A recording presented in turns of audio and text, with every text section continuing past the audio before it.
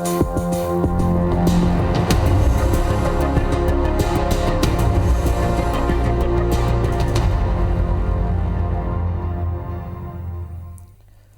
आप देख रहे हैं IBC 24। मैं हूं आपके साथ राहुल सिन्हा। मध्य प्रदेश के विधानसभा उपचुनाव पर हमारी खास पेशकश चुनावी चौसर में आपका स्वागत है।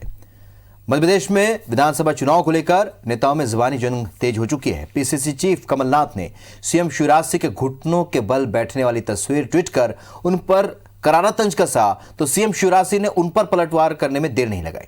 बात निकली तो नारियल की राजनीति तक भी पहुंची।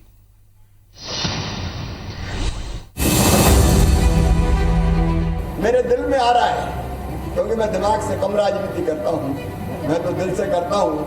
आज मेरा दिल कह रहा है कि शिवराज यहाँ बैठ के शीश झुका के तू मंदसौर और नीमच की जनता को प्रणाम कर और कार्यकर्ताओं को धन्यवाद दे। तस्वीरें मंदसौर की है, जब सीएम शिवराज सिंह अचानक जनता के सामने नतमस्तक हो गए, मंच पर घुटनों के बल बैठ गए और जनता को सलाम किया। दरअसल बीजेपी में 2018 के चुनाव में मंदसौर नीमच जिले के 7 में से 6 सीटें जीती थी। शिवराज ने जनता को इसके लिए शुक्रिया कहा और 2018 में हारी सुवासरा सीट बीजेपी की झोली में डालने की अपील की। लेकिन इस तस्वीर पर सियासत शुरू हो गई। पूर्व सीएम कमलनाथ ने सीएम शिवराज की तस्वीर ट्वीट कर उन पर करारा तंज कसा। उन्होंने ट्वीट में लिखा कि नेता अगर झूठे सपने न दिखाए, झूठी घोषणाएं न करे, जनहित को सर्वोपरि रखे, तो उसे घुटने टेकने की जरूरत नहीं पड़ती। सीएम शिवराज सिंह ने पलटवार में कांग्रेस नेताओं को अहंकारी बताया और जनता को अपना भगवान। सीएम ने कहा कि एक बार नहीं लाखों बार जनता को नमन करेंगे। वहीं दिग्विजय सिंह का कहना है कि अभी तो नतमस्तक हुए हैं, आगे साष्टांग भी होंगे। अभी तो घुटने टेके हैं। 3 नवंबर के चुनाव आते आते जमीन पर लेटकर साष्टांग करेंगे। जनता भगवान है हमारी। ये अहंकार कांग्रेस के नेताओं को मुबारक हो। अब मैं तो दिल से राजनीति करता हूँ, दिमाग से नहीं।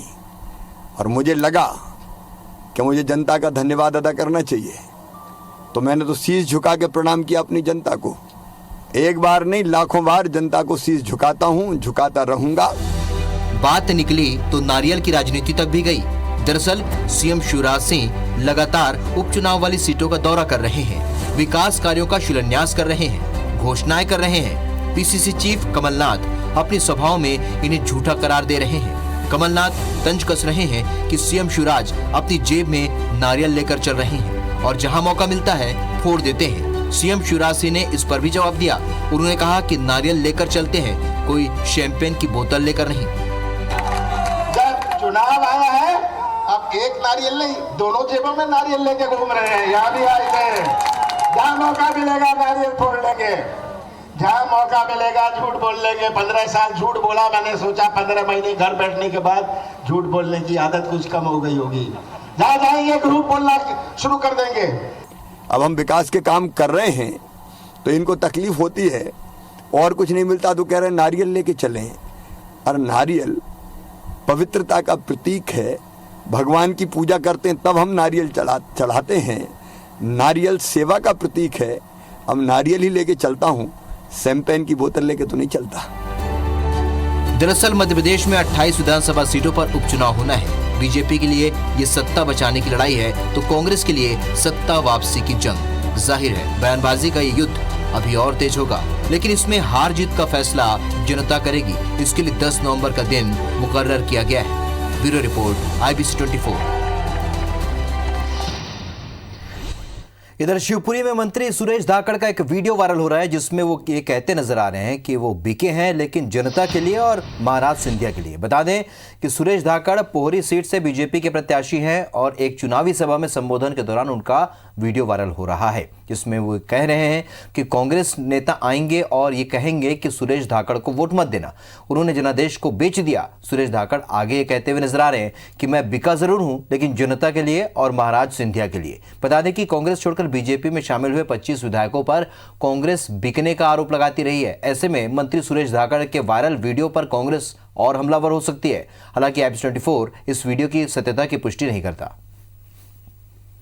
आएगा, डमरू बजाएगा, भीड़ जोड़ेगा और क्या कहेगा वो भी सुन लो। भैया वोट मत देना, माँ ने तुमको बेच दिया।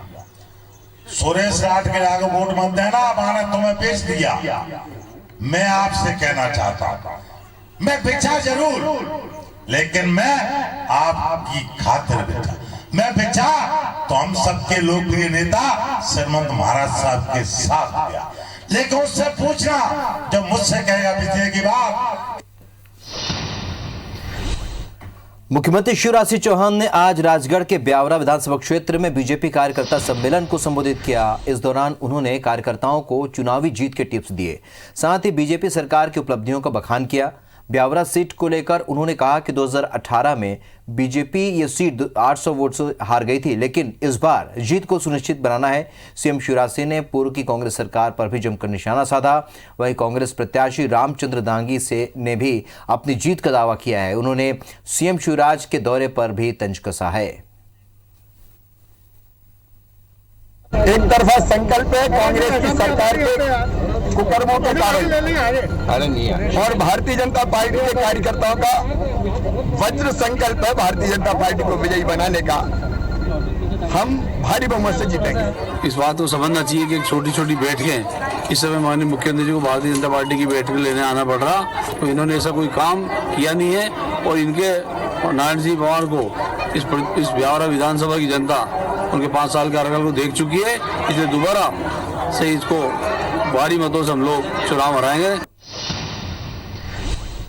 मुरैना में राज्यसभा सांसद ज्योतिरादित्य सिंधिया ने कार्यकर्ता सम्मेलन को संबोधित करते हुए अपनी दादी राजमाता विजयाराजे सिंधिया को याद किया।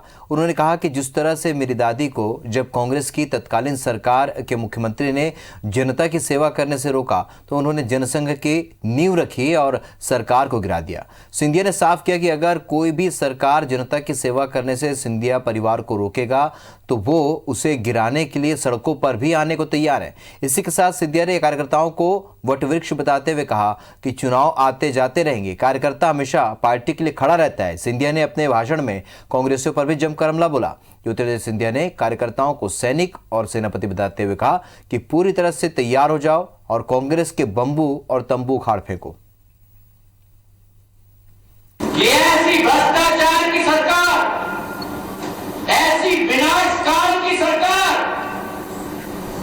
को धूल चटाना सिंधिया परिवार का धर्म बनता है कि मैं पूछना चाहता हूं। मुरैना में बीजेपी के प्रचार के लिए आए प्रभात झा ने पूर्व सीएम कमलनाथ को चुनौती दी है। उन्होंने उपचुनाव में सभी 28 सीटें जीतने के कांग्रेस के दावे पर कहा है कि कांग्रेस 3 नवंबर के पहले कोई एक सीट का नाम लेकर बता दे कि यह सीट हम जीत रहे हैं। प्रभात झा ने कहा कि कांग्रेस की सरकार खुद अपने विधायकों को समझा नहीं पाई, रोक नहीं पाई। वो किस दम पर कह रही है कि उपचुनाव में सभी सीट जीत लेंगे। प्रभात झा ने पूर्व की कांग्रेस सरकार पर जनता को धोखा देने का आरोप भी लगाया। उन्होंने कहा कि ज्योतिरादित्य सिंधिया की भी नहीं सुनी गई, इसलिए उन्हें पार्टी छोड़नी पड़ी। तो जो अपना घर नहीं संभाल पाए वो किस मुंह से कहें कि 28 सीटें जीतेंगे। हम तो आपके बात से सहमत होते हुए एक बात कहते हैं, कमलनाथ जी 3 नवंबर के पहले एक घोषणा कर दो कि ये सीट हम जीत रहे हैं क्लियर। 28 में से एक का दावा कर दें कि मैं ये सीट जीत रहा हूं, कोई हरा नहीं सकता, बता दें तो हम समझ पाएंगे। केंद्रीय मंत्री थावरचंद गहलोत ने सुवासरा विधानसभा क्षेत्र के सीतामऊ में बीजेपी कार्यकर्ता सम्मेलन को संबोधित किया। इस दौरान उन्होंने बीजेपी के चुनावी कार्यालय का उद्घाटन भी किया। थावरचंद गहलोत ने कार्यकर्ताओं को बूथ तक कार्य करने और पार्टी को जिताने के टिप्स दिए। उन्होंने उपचुनाव में सभी 28 सीटें जीतने का दावा किया। 28 विधानसभा क्षेत्रों में चुनाव हो रहे हैं। भारतीय जनता पार्टी भारी बहुमत से विजय प्राप्त करेगी और हम ये विश्वास करते हैं कि 28 सीटों पर ही भारतीय जनता पार्टी की जीत हो। मध्य प्रदेश में होने जा रहे उपचुनाव बीजेपी के लिए सत्ता बचाए रखने की परीक्षा है और इसलिए बीजेपी ने सत्ता और संगठन स्तर पर उपचुनाव में जीत के लिए पूरी ताकत झोंक दी है। लेकिन 3-4 सांसदों को छोड़ दें तो बीजेपी के बाकी सांसदों की सक्रियता नजर नहीं आ रही। कांग्रेस इस पर भी तंज कस रही है, जबकि बीजेपी ने कहा है कि जिससे जो जिम्मा मिला है वो उसे निभा रहा है।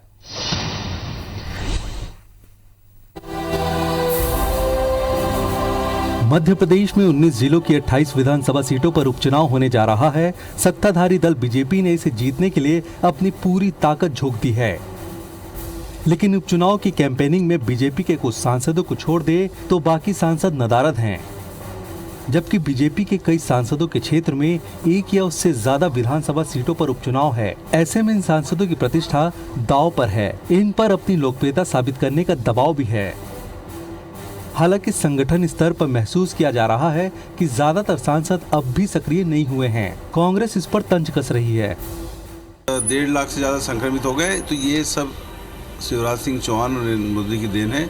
इसलिए अब चाहे सांसद हों, चाहे इनके विधायक हों या इनके मंत्री हो, 14 मंत्री चुने हुए नहीं हैं, उनको मंत्री बनाए, ये सब हारने वाले हैं और कईयों की जमानत जब्त होने वाली है। हालांकि ग्वालियर चंबल की सीटों के लिए ज्योतिरादित्य सिंधिया और नरेंद्र सिंह तोमर ने मोर्चा संभाल रखा है। वहीं निमाड़ में राज्यसभा सांसद सुमेर सिंह सोलंकी भी एक्टिव दिख रहे हैं, जबकि बीजेपी प्रदेश अध्यक्ष के नाते खजुराहो सांसद वीडी शर्मा तो सक्रिय हैं ही। बीजेपी का कहना है कि उपचुनाव में पार्टी संगठन ने जिसे जो जिम्मेदारी दी है वो उसे निभा रहा है। हर एक की ड्यूटी लगाई गई है। अभी इट इज टू अर्ली। हम लोग अपने हिसाब से जितना आप देख रहे होंगे ये व्यू रचना में एक स्टेप बाय स्टेप उठाएंगे। चुनाव में सारी यदि बारूद हम एक ही दिन फूंक देंगे तो फिर बाकी के समय पे हमको जो चुनाव उठाना है वो कैसे उठाएंगे। अभी हम लोगों ने आके मैदान संभाला हुआ है। वैसे देखा जाए तो बीजेपी के लिए कैंपेनिंग का जिम्मा शिव ज्योति एक्सप्रेस ने संभाल रखा है, जो हर सीट पर पहुंच रही है। फिर भी बीजेपी सांसदों पर अभी अपनी मौजूदगी दर्ज कराकर अपनी अहमियत साबित करने की चुनौती है। नासिर गौरी, IBC 24, ग्वालियर। सांवेर विधानसभा उपचुनाव में साधु और शैतान के नारे पर विवाद खड़ा हो गया है। दरअसल बीजेपी ने हाल ही में मुख्यमंत्री के कार्यक्रम में सांवेर उपचुनाव को लेकर साधु और शैतान का नारा दिया था, जिस पर कांग्रेस ने आपत्ति दर्ज कराई है।